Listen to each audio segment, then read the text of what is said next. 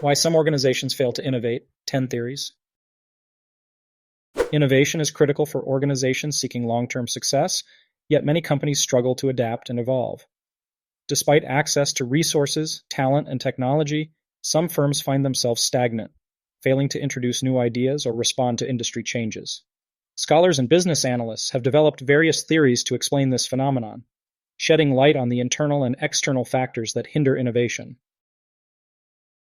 Clayton Christensen's theory of the innovator's dilemma suggests that successful companies become trapped by their existing business models. As they focus on refining what already works, they neglect disruptive innovations that initially seem unprofitable or irrelevant. By the time they recognize the shift, newer competitors have already established dominance. This phenomenon has played out across industries, from photography to computing, where once dominant firms failed to embrace emerging technologies. Organizations develop structures and processes designed for efficiency, but these can become rigid over time. Structural inertia theory argues that large companies resist change due to deeply embedded routines and bureaucratic hurdles.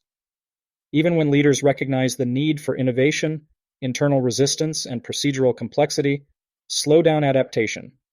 This creates a paradox where the very systems that once contributed to stability now make transformation difficult.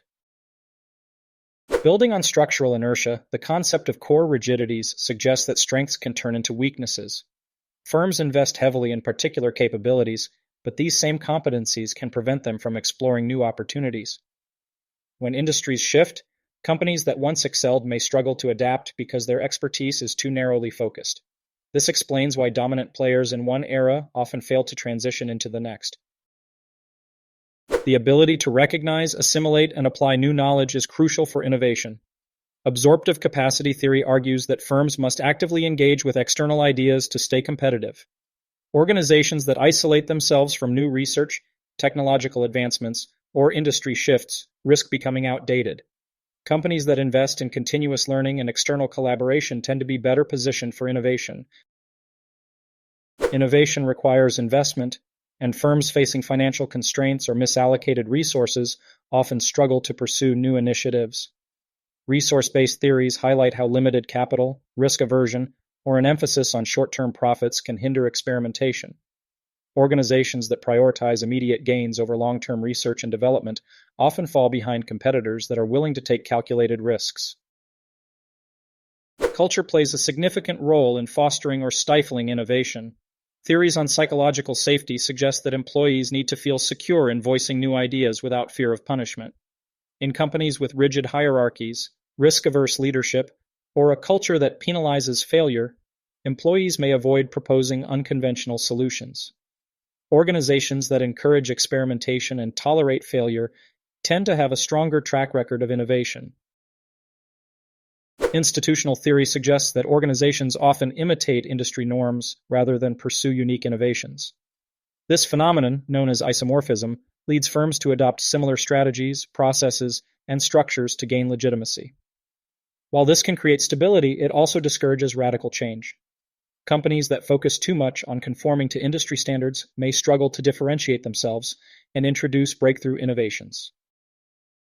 James March's theory of the Exploitation-Exploration Trade-Off describes how organizations must balance refining existing competencies with searching for new opportunities. Many firms overemphasize exploitation, focusing on efficiency and incremental improvements rather than exploring novel ideas.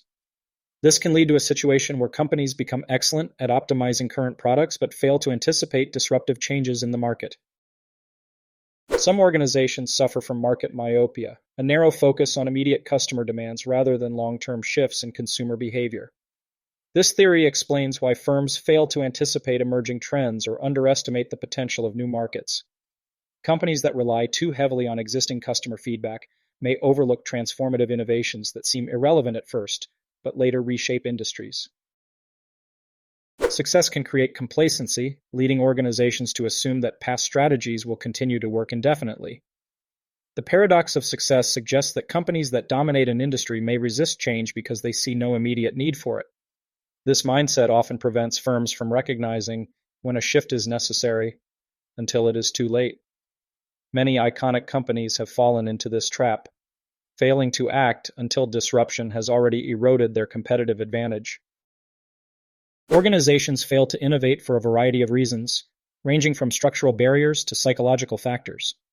Whether due to rigid internal processes, an aversion to risk, or overconfidence in existing models, companies that resist change often find themselves overtaken by more adaptable competitors. Understanding these theories can help leaders recognize potential pitfalls and develop strategies to foster a culture of continuous innovation. In a rapidly evolving business environment, the ability to anticipate and embrace change remains one of the most critical determinants of long-term success. Stay tuned for more insights into business and the social sciences. If you found this overview helpful, don't forget to like, subscribe, and comment on future topics you'd like us to cover. I'm Dr. Dog, wishing you a fantastic day ahead.